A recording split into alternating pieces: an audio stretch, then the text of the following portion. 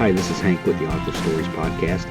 Before we get into this week's episode with author Susan Kaye Quinn, I want to tell you about our sponsors this week. Scrivener is a piece of software that I have used for over a year now, and it's more than just a word processor. Scrivener is an entire environment for writers that lets you not only write, but organize all of your writing, outline. It has a great corkboard view, which a lot of people love, which is a visual way for laying out your book before you get started. Folders to track character sketches, places to hold information and notes, everything that you could ever imagine that goes into your creative process, Scrivener can handle.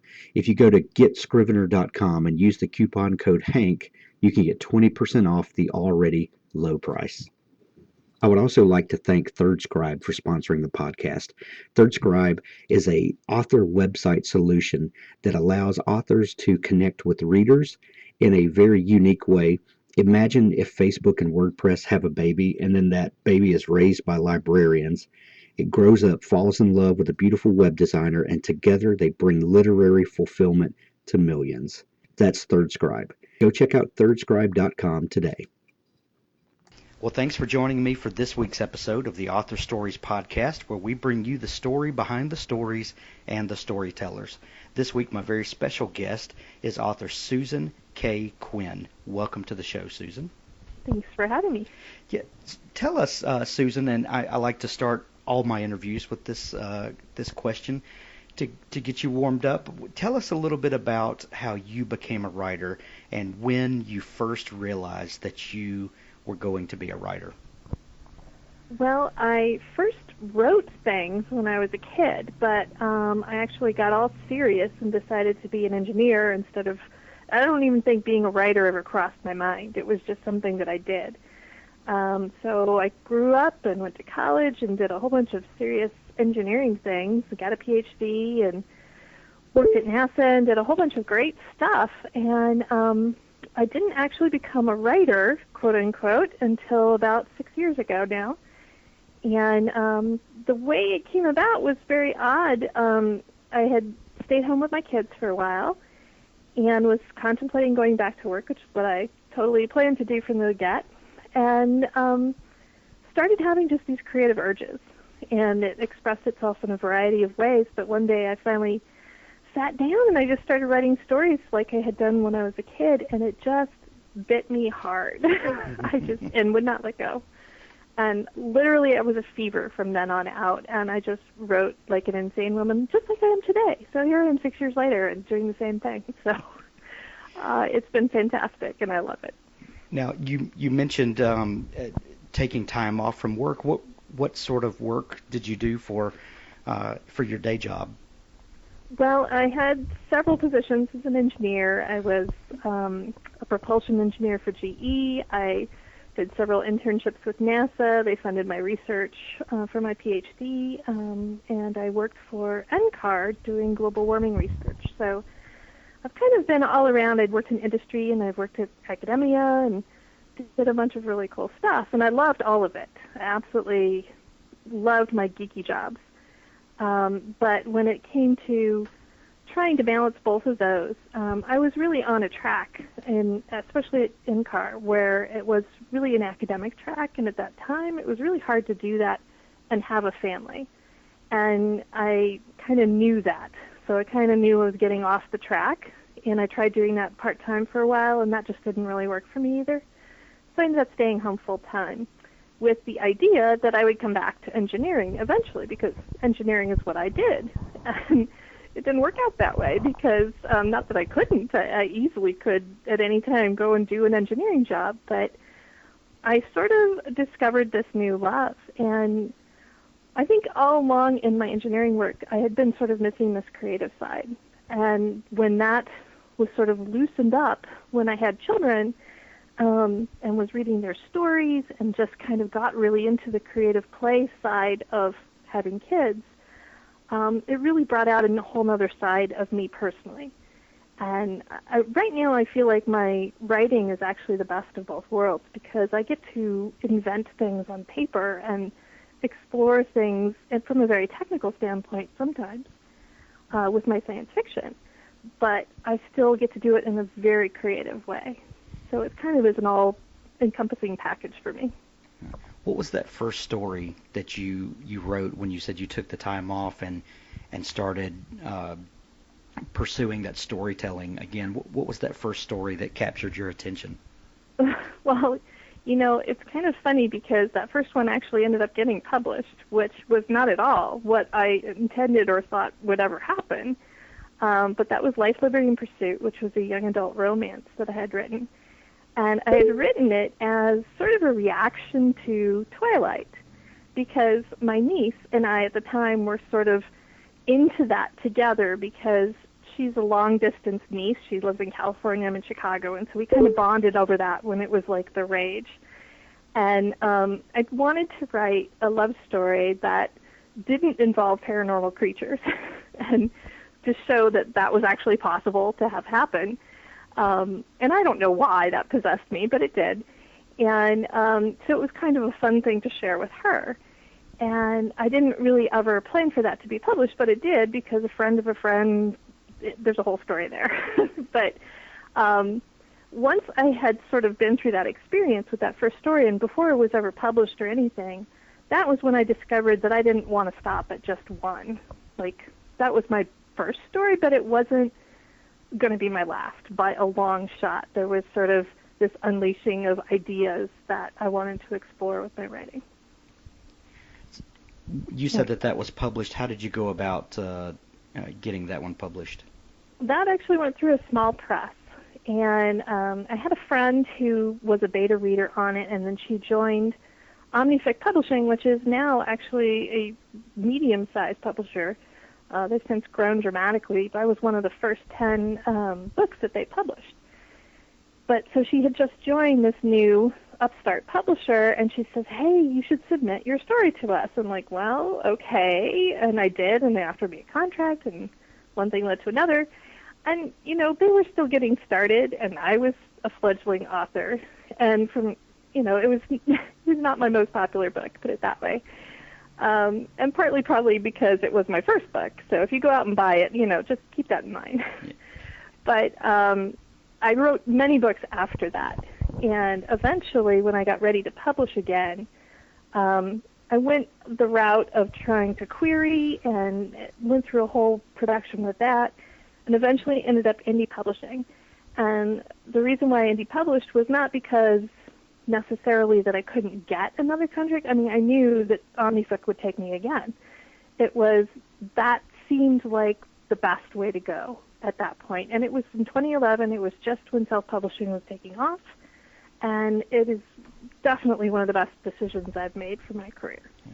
That was kind of in that indie publishing gold rush period, wasn't it? Or was it just before that, or kind of as the wave was rising? I'm not really sure when the technical definition is of the gold rush. Yeah.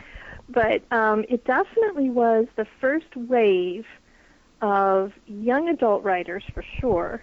There was sort of a whole cohort that published with about the same time that I did, self-published, that were all originally planning to be traditionally published or pursuing that route, and we kind of all switched gears. And it was because we saw the writing on the wall that it was becoming accepted, and people were making money at it.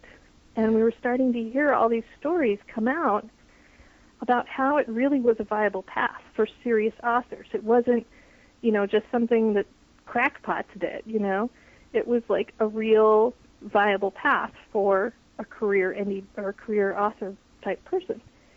And that's what I wanted to be. And so once I actually sat down and hemmed and hawed and weighed it over, I realized it fit very well with my personality. I'm an entrepreneurial type of person. Even though I've worked at NASA and done government jobs a lot, I've always been very independent. And it really struck a chord with me about that idea of not just being independent and having a business, but doing that as a creative person. So you could really do great, cool stuff with your creative work that way. Gotcha. Now, that first book that you published, you said was a romance story? Yes.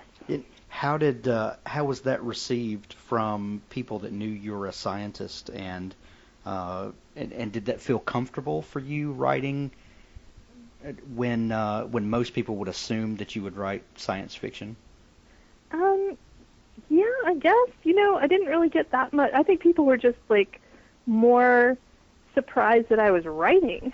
Not even like forget the genre. Right. They were just like, "What? Why aren't you like going and doing science stuff?"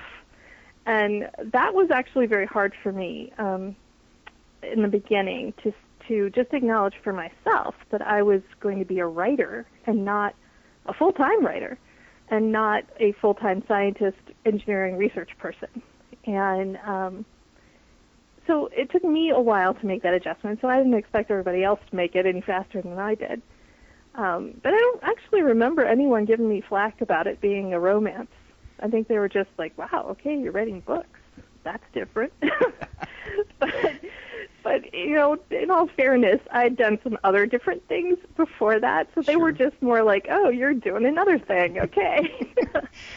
People that pick one thing when they're 18 years old and pursue that one thing until they're 80, I honestly don't see how people do it. I think it's less usual than, it used to be that way, but the world doesn't work that way so much anymore. Yeah, I agree. So that next book that you published when you decided to go the indie route, what book was that? Well, my first indie book was Open Minds, which was a young adult science fiction book, and the first of a trilogy. And it was the first book, and still is one of my most popular books. But it really did well, coming right out of the gate. And and I say that, but in retrospect, it really wasn't like a superstar book. It wasn't like, Wool or something that took off and immediately shot up to the top of the charts. It just kind of plugged along and did well, and enough that I just kept writing more and selling more, and very quickly, within about a year, I was able to basically make a full-time income from my writing. That's amazing. I think totally a lot of amazing. authors would consider that success. Yeah, and I did too. I looked at that and I said, wow, you know what? This actually is a viable path. And I was no less surprised than anyone else. Yeah. So, do you think having all of the creative control and having access to all the data that you do, indie publishing, do you think that kind of fed into the optimism that you had when you released that book and started following along with that? I'm not sure what you mean by optimism. Well, when you said that it was successful right out of the gate, even though in retrospect maybe not so, but you perceived it to be an excellent experience. Oh yeah. I guess in retrospect, I at the time I thought it was like doing pretty well, and I was pretty excited about it, and it was. It paid for itself within the first couple of months and that sort of thing. I met some really good benchmarks. The only reason why it's, in retrospect, wasn't a successful superstar book is only because there were so many other books in indie publishing that just blew out the doors and became overnight successes. And I think that is a fascinating phenomenon, looking not just at my books, but other books. I think there were a lot of untapped needs out there in the reader community. And when people started indie publishing, I think those books found a home very quickly. And they fed some of the need that was out there, that readers were not getting that by traditional publishing books, either at the price point or the types of stories or whatever the thing was that wasn't resonating with them. There were some indie books that really caught fire. Mine wasn't one of those. It wasn't a book where everybody it's like zoomed out. It just had a slow growing, steadily, growing fan base. People read it, they liked it, and they told other people, and that's the basic formula for success. And I think that's one of the great things about indie publishing is you don't have to be one of those meteoric superstars in order to make a living. You just need to keep writing and have books that people like and they read and they tell other people about it. It's a basic formula, but it really, really works. And a handful of cheerleaders that really like your book and it resonates with them goes a long way. Well, yeah, and now, the market is always changing, but today, I tell people, you know what, you really can't look at the sales of your book when it first comes out, because a lot of times you need to have 2 or 3 books in a series before it's really going to catch hold and start to sell. Okay, so the first indicator, because a lot of people will look at, they'll publish their book, and a month or 2 later it's like not selling, and they panic. And they think, oh my God, I'm a disaster here. Or this book is a disaster, and I must stop writing the sequel. And that's really not what you want to do. You really want to look at the reviews. The reviews are the best indicator of what the sales of that book are going to be over time, and not just in the first month or 2, because you can't know over time, right? But the first indicator that you really have are how many people love the book. If you can get it in their hands, how many people love the book? And if they do, that book will eventually do well. For most cases, if you do a reasonable job of marketing and, caveat. But if you're not getting that resonance with the readers, that's when you need to look more at, okay, why? Why is that not happening? What can I do to change that? Now, when you decided to publish that book, did you write the book first, or did you kind of research the indie publishing market? Did you come at it knowing how you were going to publish it beforehand, or did you just write the book and then look for ways to market it? Well, you're talking about my first one, right? No, the first one that you indie published. First one that I indie published, which is Open Minds. I actually wrote that book for traditional publishing. And in a way, it was tailored toward that market, which is kind of an interesting study, because I was looking at that market because I had already written and queried a couple of other books that hadn't sold, and they were middle grade books. And I said, well, young adult is more popular, dystopian is more popular. I've got this great idea for a young adult dystopian. I'm going to write that. And so I did, and I queried it. And at first, it got a great response from agents, and they were very excited about it. And then that market cooled because, as people will tell you now, traditional publishing decides from one day to the next that something is hot or something is not. And editors will just declare that something is dead, and they will stop acquiring it, regardless of whether people are actually reading it or not. And it's their judge of the tea leaves. They think that in 2 years that market is going to be dead, and so they're not going to acquire any more books for it. And that's where my book fell. It fell into this genre that was super hot, and then it wasn't. And it was so frustrating to me, because I'm like, wait a minute, it was hot like 2 months ago. How can and all these dystopian books are still way up on the charts. How can you tell me that it's not selling? Because it is. And that was one of the many factors that went into deciding to indie publish that particular book. And when I did, sure enough, it sold because people were still buying those. And that's the advantage. I didn't have to wait 2 years to get that book onto the market. I did it literally in 2 months. So, did I tailor it to the market and then decide that, no, I didn't really, but in a way it did kind of catch a wave of what was popular at the time. So my other books, my subsequent books to that one, have been a little bit more different. Have been more me experimenting with some different genres and not so much looking at the market, but more exploring creatively where I wanted to go. But I think you can do both.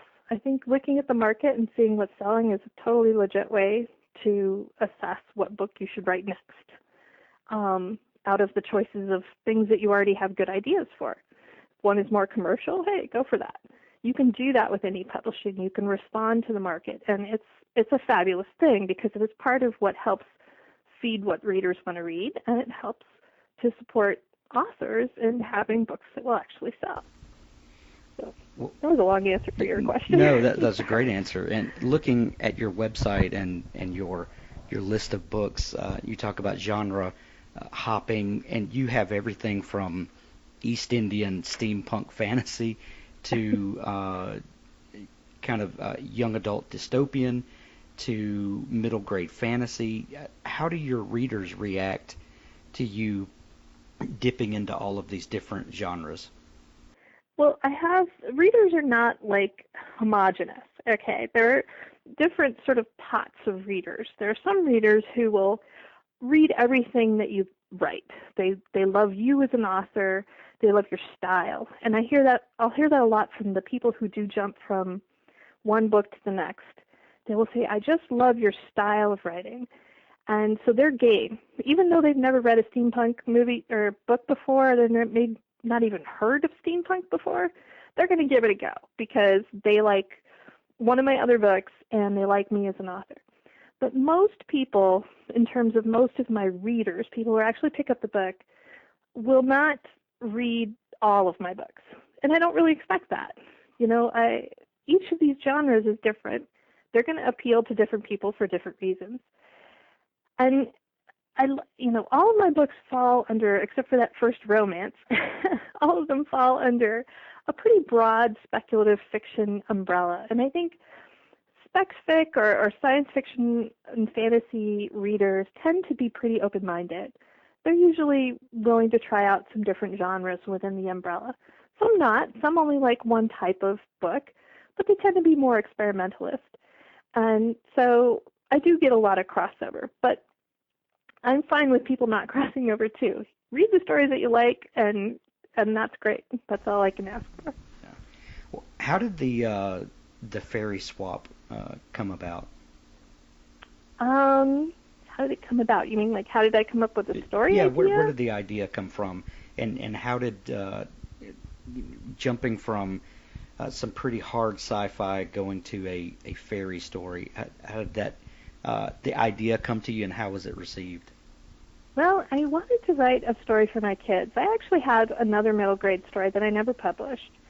And I wanted to do another story for my kids because they loved that first one. And that one was more hard science fiction. It had wormholes and clones and spaceships and all kinds of cool stuff. And then I came up with this idea for Fairy Swap. I wanted to do a portal fantasy and came up with the idea of the fairies swapping bodies with humans. And of course, it turned into science fiction. I call it fantasy, but it really is science fiction because, yes, it has fairies, but the fairies use mathematics to enhance their fairy powers on Earth. And they're swapping bodies with humans because they want to steal their mathematical knowledge. So I'm like a geek. I can't get away with it, from it. No matter what I write, it comes out science fiction. That's totally not fair. Well, my kids were like, what is this, And so it was, and they loved it. So, and that was great fun. And the only reason I even published that book, because, middle grade indie fiction just does not sell. It's really hard to reach your audience as an indie author when your audience is kids. And so that was really a for the love project. And for, my other fans who've read my other books, and if they had kids, I could throw this one their way and say, hey, you can have your kids try this one if you like. So I wanted to get it out there, and I wanted to get it out before my kids grew up because they grow up way too fast, and I wanted them to be able to share it with their friends. So that was the primary motivation for that one. And you just released an audiobook version of that book, didn't you? I did, and that is so fantastic. Okay, everyone who's listening to your podcast, you must go listen to this. My narrator does this fantastic job with all the accents. There's an American kid, and there's an ancient Irish fairy, and there are British housekeepers, and he just does all these amazing voices. And he's so animated; it's just perfect for middle grade. If you're driving somewhere for the holidays, get this audiobook and listen to this guy. I mean, forget my story; just listen to the guy because he just has these great voices, and I just love what he did with the book. How long is the audiobook? Let me think. I think it's probably like 6 or 7 hours. So Awesome. It's a good long trip. You could go there and back to Grandma's and not be done with it. Well, I have the audiobook, but it's in queue to be listened to, and I'm going to do that soon. Awesome. It looks amazing, and I've listened to the sample, and you're absolutely right. His accents are just amazing. Awesome, that's great. Yeah. You also have this series, the Debt Collector Serial, and I wanted to talk to you a little bit about releasing serial fiction. Where did you get the idea for that? That was so weird. I know Hugh Howey wrote his serial, and he sort of launched the idea of serials can be mega popular because he was mega popular and he wrote a serial. But people usually get that backwards, because Hugh Howey wrote a serial because it was popular, not his book was popular because it was a serial. He wrote a first episode of Wool, and it took off like crazy, and so he just kept writing more episodes. And his episodes got longer and longer, such that, I mean, I think by the fifth episode, it was the size of a regular book. Right. So, he had kind of this unique experience. But what that unique experience ended up doing was sort of opening up the market, and it made serials like a new idea that people were thinking about. And ebooks are uniquely suited to it because the cost of transmission is so low that you can just publish frequently and not have a huge barrier of cost to that. So I wasn't even thinking about writing serials when the idea for Debt Collector came to me. Like, literally, I was driving from a friend's house. It was like 2 hours away. Came up with this idea as I'm driving, and I had to pull over because I had to write it. It was like that powerful of an idea for me. And so I'm like, but I have all these other things I'm writing. I don't have time to write this. So I'm just going to write a short story about it. This is what I'm telling myself. I write the short story, and it's not a short story. It's the first episode of a serial. It just kind of came out that way. And so I wrote the next episode, and by the time I get to the third one, and I was showing this to my friends, they're like, oh my God, you just need to do this whole thing. This can't just be one set of a couple little stories. And so it sort of organically grew into being a serial, and that's when I got serious and I said, well, I need to think about what am I trying to do with this story, and how am I trying to communicate it to my readers? And I decided, 9 episodes in one season, 5 seasons, each with 4 different debt collectors. I kind of came up with this whole structure, but it really grew out of what the storytelling need was. And it wasn't, I think Hugh Howey sort of opened that up as an idea, but the way that I'm doing it and the way a lot of other serial writers today are doing it is very different than what he did originally. Yeah, and I've seen several people over the last year or year and a half have had this sort of serial idea, but theirs is more like a novel that's broken into, 3, 4, or 5 pieces that are released in quick succession and then collected into an omnibus. And yours is a little different. You, like you said, like 9 episodes in a season, and it's more like watching TV on Netflix than it is collecting pieces of a novel like that.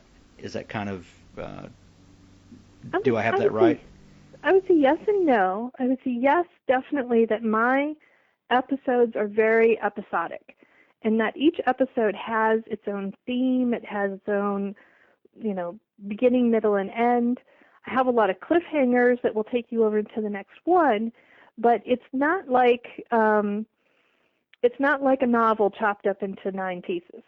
At the same time, when you put all the 9 pieces together, they form a complete story. So, season 1 was the story of Lyrium, the debt collector. Season 2 is about Race, the debt collector. She's a different debt collector. And so they each have their own sort of season that tells their complete story start to finish. But there's a continuing story arc that goes across the seasons as well, because it's all in the same story world, and I actually have the characters interacting with each other across season. So it's more akin to a television series than I think a lot of serials. A lot of serials are, like you're describing it, they're usually 5 or 6 episodes, and it's really kind of more like a novel, split into pieces, although I think there's a lot of variation. I think you'll see in romance there's a ton of serials. It's much more common than in science fiction, even though science fiction is becoming more common now. But romance, they just kill it. They do it all the time, and it's done in a bunch of different flavors, but the idea of like a season or a set being one story is pretty strong there. And they just happen to break it into several pieces because romance readers like to read fast and furious. And if you can crank it out and get it to them, that feeds that market. So it works well in that market. Science fiction is a little different kind of reader. More of my readers will wait until the end of the season and read the whole thing and get it all from Netflix, that kind of reader. Right. So, do you plan out the whole season ahead of time? Are you a plotter or a pantser typically?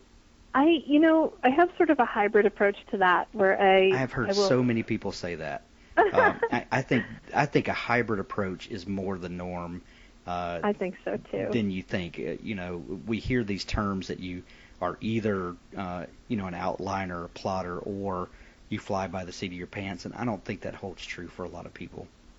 I think that's right, and I think we can kind of swing one way or the other. You might be more tending towards one end of the spectrum or the other, but most people are somewhere in between. I usually plot out my major turning points and have a really good idea of what the character's arc is through the story, or what's driving them. But when it actually comes to twists and turns and plot points, I do most of that on the fly. I mean, today I'm still writing new stuff. I'm on the very last chapter of the very last episode of the season, and I'm still not 100% sure what's going to happen in the next chapter. So, you could say that I'm winging it just a little.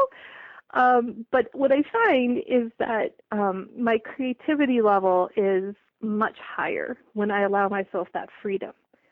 And I can weave in elements and themes and twists and turns that make the story fresh and surprising to me, as well as to the reader. And I think that helps to keep it alive.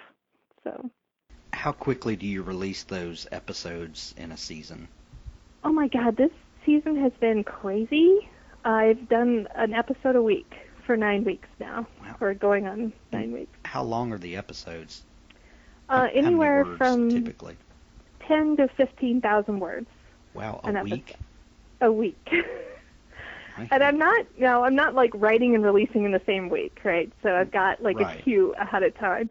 But it ends up working out to approximately that's how much I'm writing every week, in order to, I had a little bit of 3 episodes, I think, that I pre-wrote before I started publishing, so I could have that sort of lead time. But I'm pretty much having to keep that pace to keep on schedule.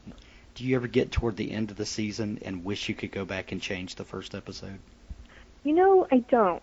Really? Yeah, I really don't. And partly because it's my pact with myself that I will not do that. So no matter what it is that I have right in this episode that I'm writing, it better work with everything that's gone before. And I think that is more the style of what a television writer does. They can't go back to 2 seasons ago and change what happened in the first season of Lost, right? They've got a story Bible, they've got to stick to it, and they've got to continue to be innovative and make it all work as they go along. And so in that sense, my writing style is a little different when I'm writing serials, because I am doing it on the fly. I am working in that sort of television writer mode. And I like that, actually. I think it's very exciting to me to do it that way. And it forces me to up my game a little bit. Serial writing is tough writing, and you have to really kind of have it all together. I wouldn't recommend someone who has never written before to write a serial, because it's difficult writing. What's the premise of The Debt Collector? It's a world where the debt collectors can suck out your life energy and transfer it to someone else. And so the premise is that when you go into debt, like say you have medical bills or you get sick and things rack up, if your future life potential does not outweigh your medical bills or your debts, whatever they came from, then they'll send in the debt collectors to cash out the rest of your life, the rest of your life energy, and transfer it to someone who's quote-unquote more worthy of it, like somebody who's doing cancer research. And they get your life energy, and there's all these benefits that go along with that, not just living longer, but being healthier, and there's sort of a drug aspect to it where it invigorates them. So That's pretty hardcore. it is kind of intense. Yeah, that's where did the idea for that come from? Well, like I said, I was on the freeway, Yeah. and it's like it just, hit me just and said came out of I'd nowhere. wanted. What's that? It just came out of nowhere. No, I was brainstorming like I kind of like to do when I'm on long drives by myself, and I had wanted to write a anti-hero. I hadn't yet written an anti-hero story, and I wanted to do that. And so I was just sort of free thinking about, well, what would be kind of cool and yet kind of scary and creepy, and this, yeah, the idea just kind of came out of, I don't know where, somewhere in my subconscious. It was stewing down in there, all the healthcare crisis issues and people in debt and the economy and all those sort of like live wire issues that people, it resonates with people because it is so in touch with a lot of the issues we have in our current day world. Only have, pushed it out into this creepy future. Right. And kind of all of those worst fears rolled into one. It is. And, I tell this premise to people sometimes, especially people who are older, who are a little more in touch with the idea that I could have medical bills that could swamp me. And, it just freaks them right out. And I'm like apologizing to the grandmas. I'm like, I'm sorry. I didn't mean to, dream up this horrible thing. And they're like, no, I want to read that. So it's a very interesting reaction that people have to it. I mean, it's a very intense story. It's a very visceral story, which I think tends to suck people in. I'll bet. And how many seasons into it are you? I am just about finished with the second season. I'm literally writing the last episode today. Okay. Are you planning to? Are there going to be more seasons after season 2? Yes, there will be 5 total seasons, and the first 4 will each be a different deck collector. So I've got 2 down, 2 to go. And then the final season will bring all of the deck collectors together, sort of like the Avengers. Awesome. They all kind of are going to come together and solve the big thing. So an Avengers of anti-heroes? Yes, exactly. Nice. Awesome. Well, tell me about the Darien affairs. Oh, my. All right, well, that's my steampunk fantasy romance set in an alternate East India because, I don't know, I couldn't throw in aliens and have one more genre in there. It's a complete mashup novel. But it's tremendous fun. It's much more lighthearted than any of my other stuff. Still has lots of political intrigue in it, but it's essentially a romance. It has a romance story structure, but it's equal parts adventure and skyships and sword duels and just fun costuming and all kinds of stuff. So, where did the idea for setting it in an alternate East India come from? That was one of those things that just sort of fell out of the story. I wrote the first chapter. It wasn't even the first chapter. I think it was the first 5 pages. And it just came out with this very Indian feeling to it. My character had silk slippers and brown skin and dark long hair, and there's this very exotic feel to it with the saris, corset sort of costuming. And I don't know why. I don't know why it came out that way. It just, that's where my mind went with it. And it wasn't until I'd actually written a good chunk of it that I realized, wow, this is really analogous to India. And part of it, I think, came out of the premise was that this princess has an arranged marriage that she wants to get out of. And I think that sort of arranged marriage idea is an Eastern idea. In the West, we don't so much do arranged marriages anymore, but in the East they do. And there are reasons for that. It's not just an oppressive ancient practice. It's a modern practice that they still use. And as I dove into the story more, I really liked some of those themes of exploring arranged marriages versus love marriages and why we feel differently about those, and how that would express out in the story with the 3 different daughters that are in the story, who are all princesses. How familiar with that part of the world were you to begin with, and how much research went into it? I did a lot of research. I wouldn't say I was super familiar with India per se. I mean, I have a lot of friends who are Indians or Indian Americans, like they were born in India, but now they live in America. So I wasn't totally unfamiliar with the culture, but I didn't have the kind of familiarity that I needed to write the story. So I actually watched a bunch of Bollywood films and read a couple of novels that were set in India. And it really gave me a more of a flavor for the culture as viewed by people who are Indian in themselves. Especially the Bollywood movies are really interesting to watch because they come from a very Eastern perspective and not a Western perspective. And you look at it and you go, well, that's not what I expect from a movie. I expect this to happen, but no, this happens instead. And it really gives you that cultural perspective of how different it is. So I try to really respect that. I love the Indian culture from afar. Obviously I'm not a part of it. And so I really wanted to bring that love and respect for that culture into the novel and really explore it and have fun with it. We're not always totally serious all the time. Sure. Now, you said that it's an alternate East India. So what freedom did it allow you to say, okay, this is not real India, but this is my made-up India. It's obviously informed by real India, but what freedom does that give you when you get to kind of wave your hand and say, this is not real? Well, first of all, I have steampunk and skyships. So, that's like not real. Right. But the really cool part was that within India itself, and people in America, think of India as being sort of one culture, but it is not. It is so many different cultures within India. And they have a lot of like modern versus sort of ancient practices all kind of colliding together, because you've got parts of India that are very, traditionally focused, and some that are very modern.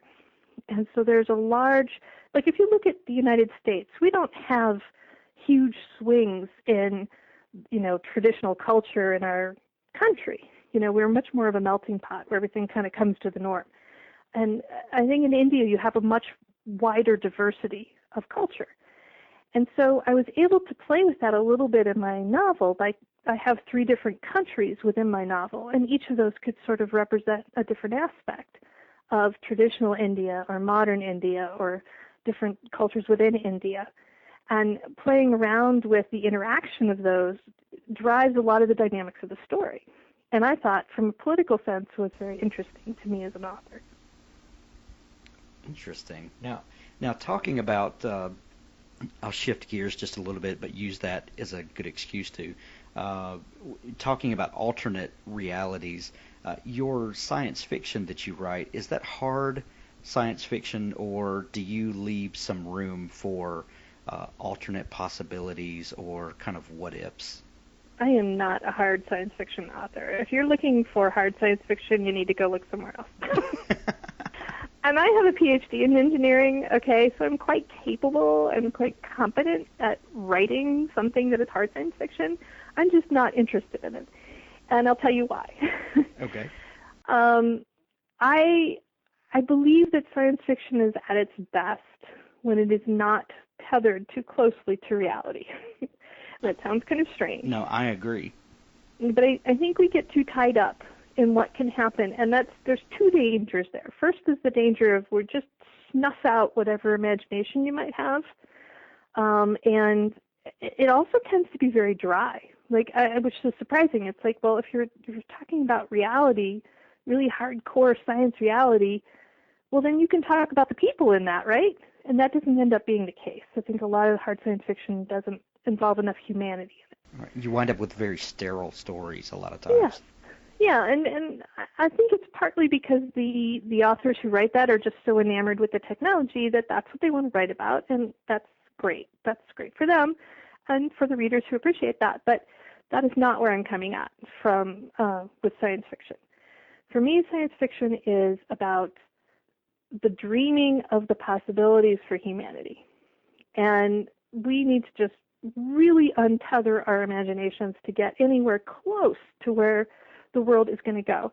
If you just look at where we are today versus 5 years ago or 10 years ago, we're on this like exponential change curve.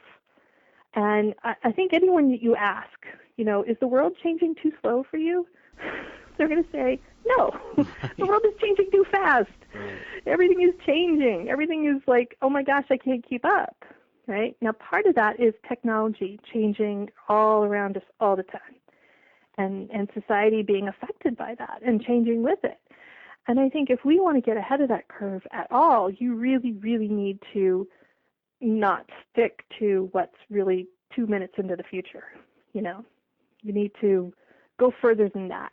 And I think science fiction imagination is important. I think some of our greatest thinkers in science fiction were in the classic science fiction era, and they didn't worry about, writing about transistors because transistors was the next technology down the pike.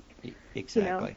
And so much of so many of those stories from the 40s, 50s, 60s have informed so much of what we see today, and they were absolutely not possible at the time.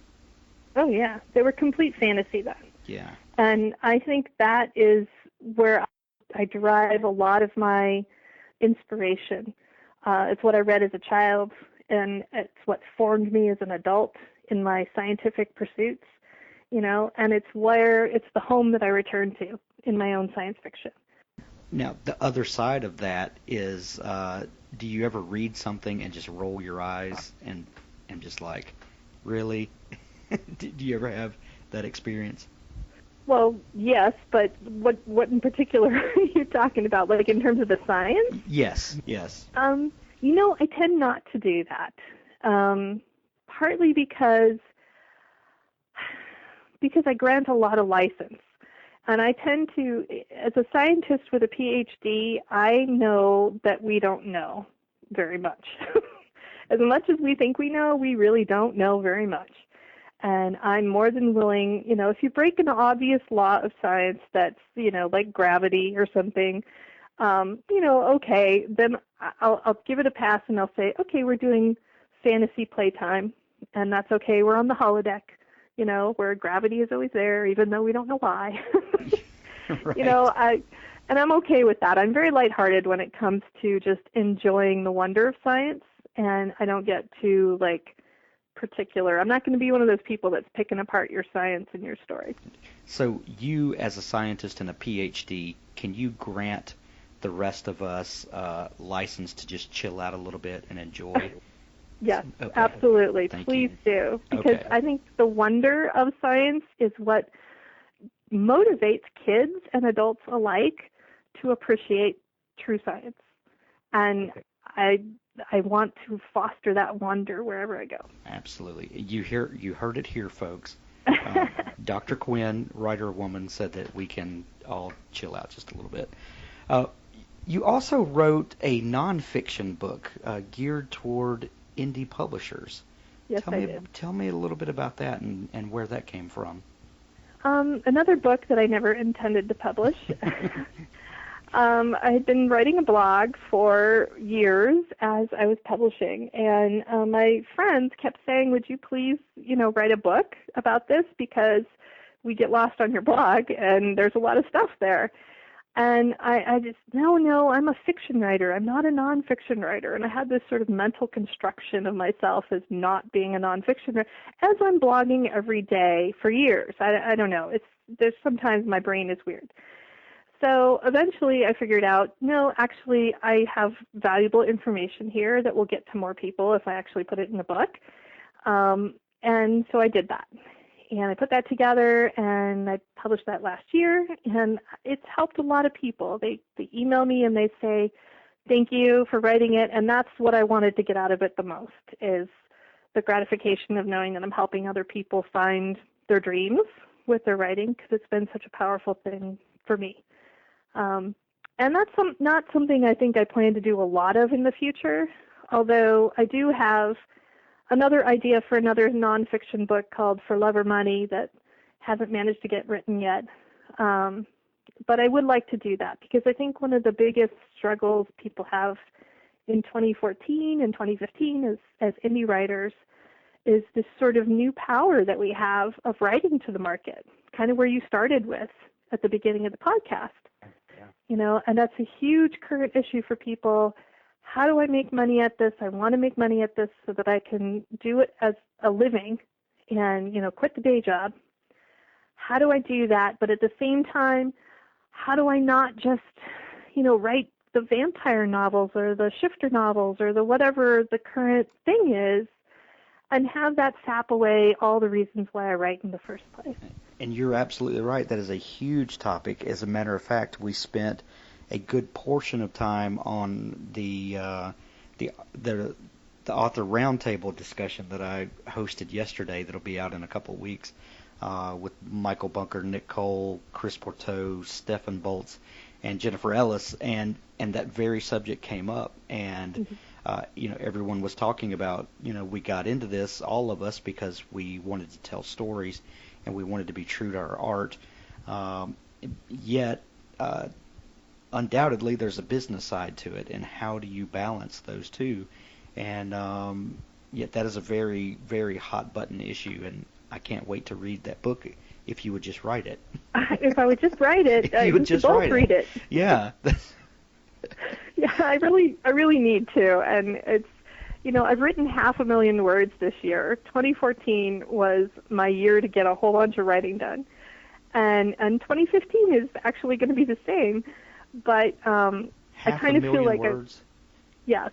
That makes me feel it's very anemic right now. It kind of blows my mind too. Whenever I think about it, I'm like, wow, geez, what did you do? But it was through some very intentional effort, and I kind of, there's some other things that got sacrificed along the way, which were things like love and money, and I'm like, I really want to do that too. So I need to find my own balance in 2015, make sure I can get out the things that I want to get out. Sure. But well, the name of that book was the Indie Author Survival Guide. I forgot to mention that, and that's available everywhere, right? Yes, it's pretty much available everywhere you can buy books. It's also in paperback for people who like their nonfiction in paperback, which a lot of people do. Okay. It's interesting. And you mentioned that it came out of your blog and that you blog regularly. What types of things do you blog about?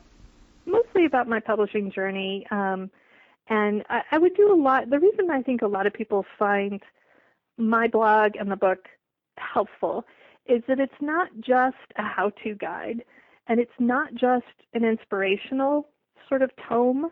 It's kind of both of those. And, I talk a lot about fear, because I had a lot of fear when I was starting this.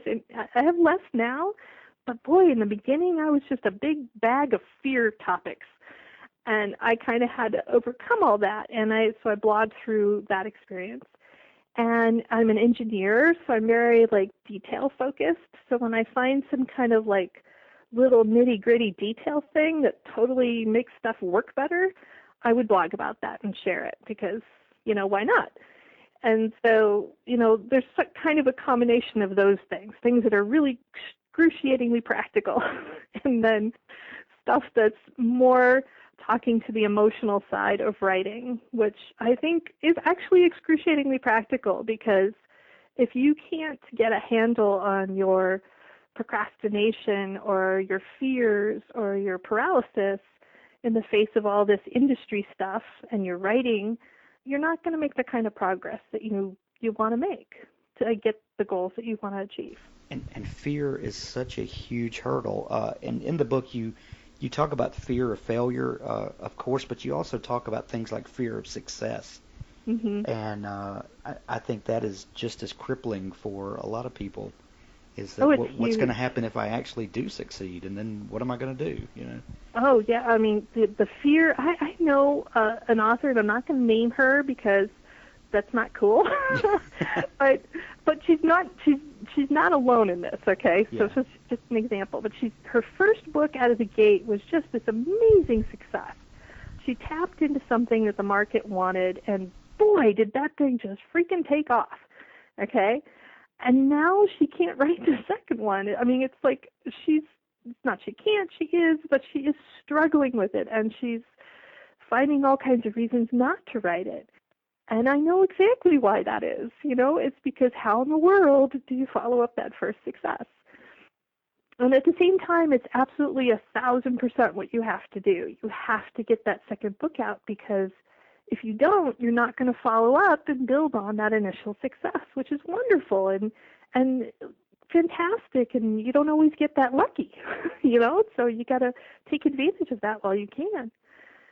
So it is tough, and I always look with great sympathy at people who are successful, and the more successful you are, the more sympathy you have from me, because I know how hard that is, and I know the pressures that puts on you, and it can really destroy what is wonderful about being an author if you're not careful.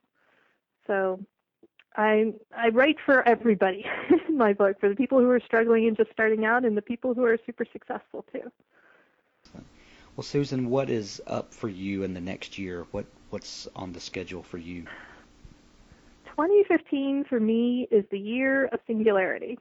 Singularity is my new series that I want to launch, and I am super excited about it because it's young adult science fiction. It's about a boy who wants to be a machine. It grapples with the whole idea of enhanced intelligence and body and soul and creativity and how all that works together. And I am just super jazzed to finally, I've been working on this book for like 2 years, and it's going to be a whole series. So I got the first book ready to go sometime early, and I'm just going to crank them out after that and be all about the future of the world. It's going to be fun. Excellent. And, of course, you're going to be continuing with your Debt Collector series into 2015? Actually, I'm not. I should be wrapping that up by the middle of December. Okay. Yeah, season 2 should be done, and then I'm going to take a break from Debt Collector until I can write. I decided originally I was thinking 1 season per year, and so far I've done 1 season in 2 years. But what I'd like to do is to do the last 3 seasons all together, because my experience in writing this season has been, it really would have been nice to have it in the schedule where I could continue on. And since I'm not doing that, I'm taking a break. I'm doing Singularity. I'm going to come back when I'm ready to do all 3 seasons. And there's a certain momentum to that, and I think, and part of that is a market decision too. I think when you're writing stuff, and this is don't do as I say, do as I do, or Right. do as I say, not as I do. How's that go? Yeah, do as I say, not as I do. Yes, because I genre hop a lot, and I have a little bit of freedom to do that because of various reasons. But it is hard. It is hard to have multiple series going at a time, and I think you're likely to have more success if you can continue with one series until you're done. And so I kind of decided to walk my own talk with that a little bit with Debt Collector and say, okay, when you come back to this, let's do this a little more rationally and, write those seasons back to back so that people, once they get excited about it, can keep going with it and not have to wait another year. I mean, that's the traditional publishing model. Great, I'm so glad you like Debt Collector. You can wait another year until the next one comes out, Right. No, I don't want to do that to my readers, so. That's awfully kind of you. Susan, where can everyone find you on the web, and where can they find all of your books? Well, all of my books are on Amazon, so that's a great place to look. And my website is Susan Kaye Quinn, Kaye with an E, Quinn.com, and you should be able to find all my stuff there. My website's a mess right now. I mean, people tell me that it's great, but I'm not satisfied. So look for a possible change in that in the new year as well. Make it all sparkly and pretty for people. Awesome. Well, Susan, thank you so much for taking time to visit with us, and I'll put links to all your stuff in the show notes, and we look forward to what's coming up in the next year. Thank you so much. I appreciate you having me on and having such great questions.